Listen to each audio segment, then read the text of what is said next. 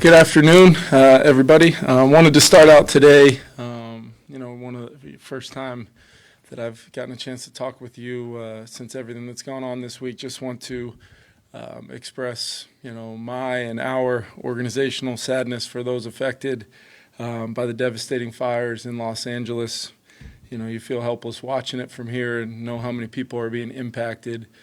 Definitely, Southern California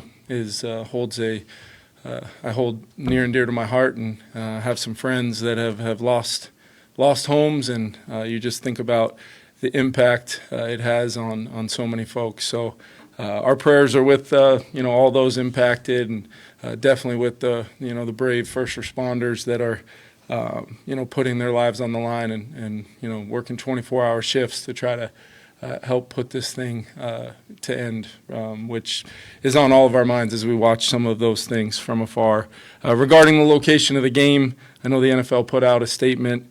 I defer to the league on all those things, and trust in our staff here that works with the league, and knowing the good folks with the Rams that Monday night's game will be, I know it's going to be played, and we'll just be going to play the football game regardless of where our plane lands. But we obviously need to just focus on our preparation for a really talented Los Angeles Rams football team. Wanted to let you guys know we will be opening up Taki's window today. He'll be back on the practice field with us today, so excited about that.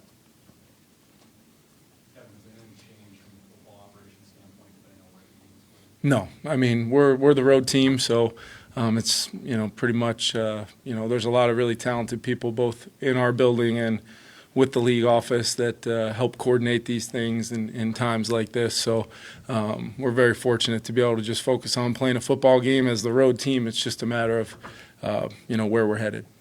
Have you guys gotten any sense yet of when the league will make a decision on where the game will be played? Yeah, it really, to me, it's just a matter of logistics that are out of my hands. So like I said, it's there's a lot of really smart people and people that will make that decision, and we'll just go play the game wherever it's going to be, and obviously all of that is centered around some pretty deep concern for the folks both personally that I know and just everybody impacted for sure. Were you watching the first game? It was pretty notable that both you and Sean are very good at getting people open in the red zone.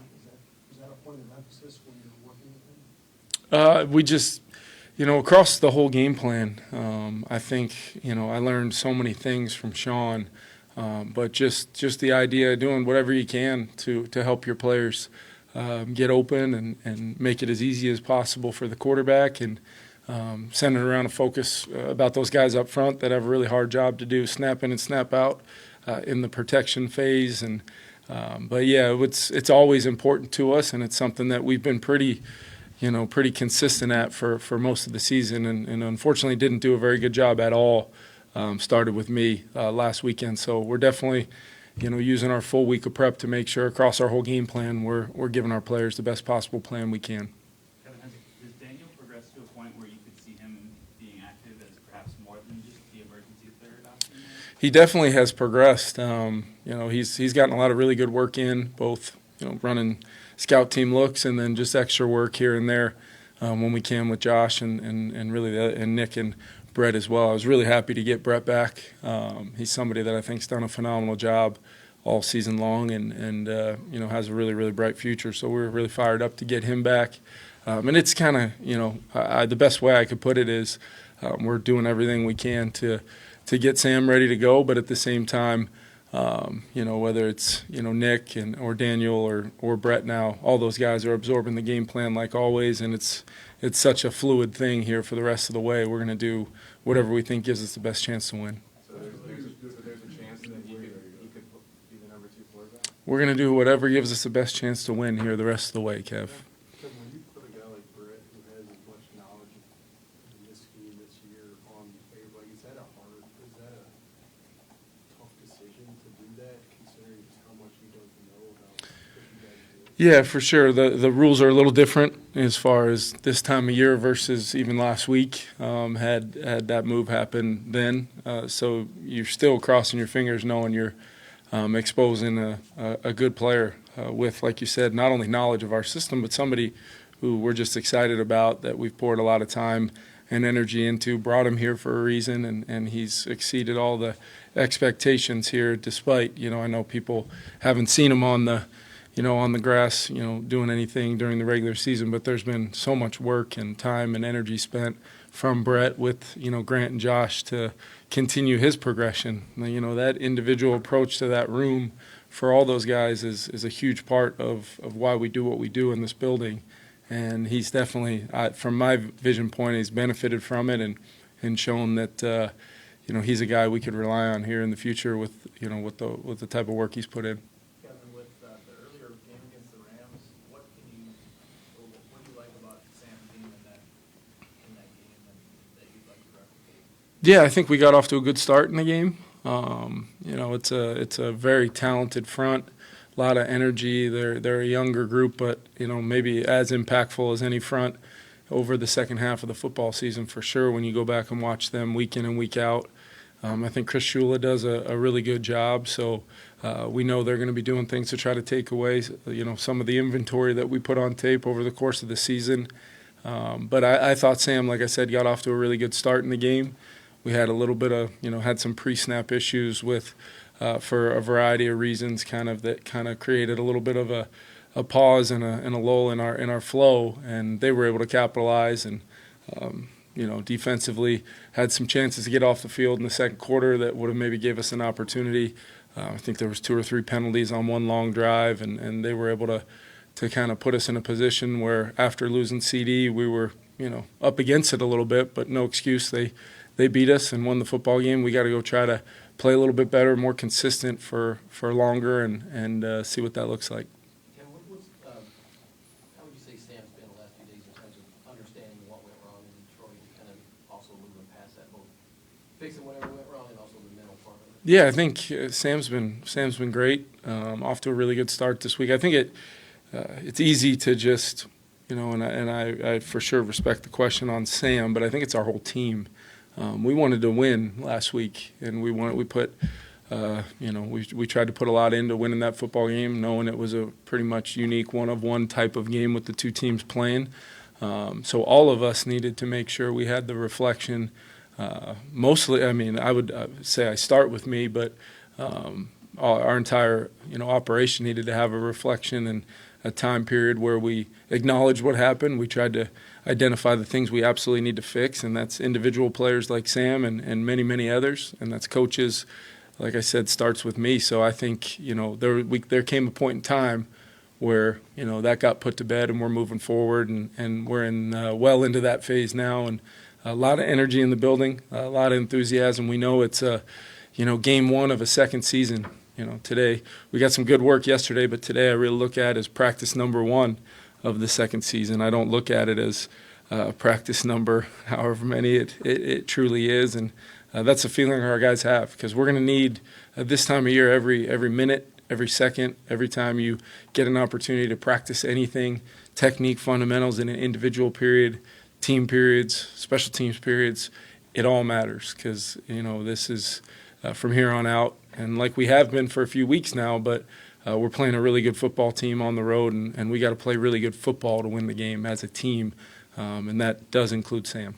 Kevin, how much can you draw from that Super Bowl run with the Rams? You mentioned it after the game you lost the season finale that game, and then came out hot in the wild card round. Can you draw from those things as you head into this week? Yeah, I think so. I just remember. We didn't get the result we wanted in that last game, and we were able to, in many ways do what we're attempting to do this week from a standpoint of acknowledging how it happened, acknowledging how we need to improve. The late season improvement sometimes is just about consistency. It's about doing some of the things that you think back over the season we did really well. We got to make sure we find a way to do a lot of those things in a single elimination tournament to give yourself the best chance to win a game. So and then it's about momentum from there, in a game, in a quarter, starting the game the way you want to start, responding to adversity. A lot of the things that we've had to do all season long, you're just going to need to extract all that and put it into one game and make sure that, your team's ready to go. So, and then from there, there's 1,000 little things that go on in the game. I've told you guys before, I can think back to 7 to 10 plays throughout the course of that run where if one of those go differently, who knows? Can you quantify how valuable playoff experience is? I mean, in your locker room, it's a wide range of Yeah. that. I think you probably can. I just think it's a matter of continuing to emphasize the things that we've emphasized all season long. I know it's something that sometimes people, do chalk up as a cliche, but when you're built on the mentality of winning one game every single week and what that looks like in a daily, hourly process leading into it, we have experience doing that throughout the season. We also have the experience that we talked about of the environment the other night. It felt like a playoff environment against a really good football team on the road, and that's been part of the process post-game here from last week that I think we can pull out of that experience in a way that we apply it immediately to our next opportunity, expecting, a lot of the same similar things: tough environment, atmosphere, a really good team, really good offense, really good defense, and a team that if you don't play well, they're going to beat you. So we've got experience having that not go our way very recently. And what are we going to do about it as a team to make sure we go play, the kind of game we want to play in a game like this? You've spent so much of your life in Southern California, so I'm sure you've seen wildfires happen at Yeah. times. But is this one, I guess, Different. hit on a different level? Yeah, and every a couple times, when I was very young, and then had my last game in college got postponed around the time that the Chargers-Dolphins game got moved to Phoenix, and just the impact that this has on people. And it's not, the worst aspect of it are the folks that, for starting off, the lives that have been lost. And then you think about people that lose a lifetime of memories and things that, and a home that they've, in many cases, built their families. But there's also a lot of people who have been, evacuated that are trying to, basically, make sense of all this during this time. So there's just so many people impacted. And then you think about these heroes in my mind who are out, with, whether it's wind or circumstance of fighting this fire, that you think about just the adversity they're up against and how much, sacrifice there is there. It's just, this one does feel different though. And like you said, it's something you experience in Southern California based on the time of the year when these winds kick up and it's dry.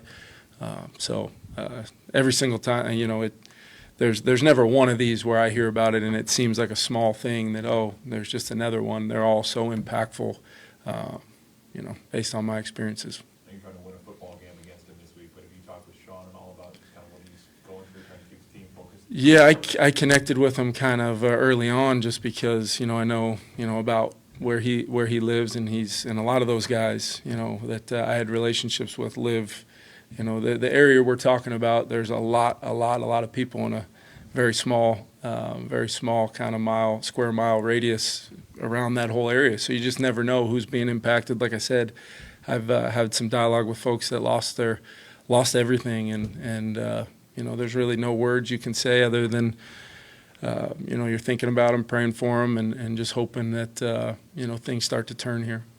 Let's go.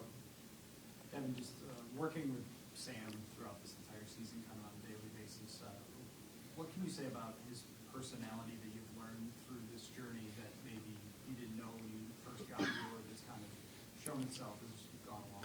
Yeah, I think he's got a level of mental toughness to just be consistent about his routine, understanding that there's really nothing Sam's doing differently from a where I am, what I'm doing standpoint throughout the week, but the mental toughness to apply some hard coaching or apply some personal responsibility for things that maybe didn't go his way in one game. But you look at the sample size of his whole season, Sam Darnold is a huge reason why we won 14 games, and his teammates know that, we know it, and that's the mental toughness of it is also acknowledging the confidence he should have to put together another great week of preparation and go play. And it's not that I didn't know that that would be there, but I think the way he's handled success this year has been impressive. The way he's handled adversity and then immediately respond and take us on, another 4+ win streak. And that's because of the consistency at that position. It's so important to your whole team when you pair it with a defense we're really proud of and an offense we're proud of and a special teams group that's been very impactful all season long. It puts you in a pretty good position to just move on and try to win a game with a lot of the things that got you here. Last one? How much better prepared do you feel like this defense is to handle Puka this time around?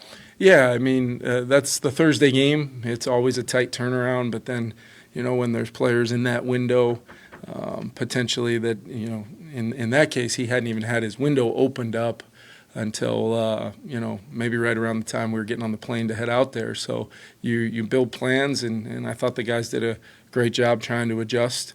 But it's much more comforting, it sounds silly to say, but much more comforting knowing the challenges with a little bit of time and some brain power in our defensive staff room that's second to none. I know they're going to come up with a good plan, empower the players, and then those guys step in between the white lines, and they know the challenge it's going to be against Matthew Stafford, Puka, Cooper, the Kyron. This is a really good offense, and we're excited about the opportunity to compete, but we know it's going to be a challenge. Thanks, everyone. Thank you.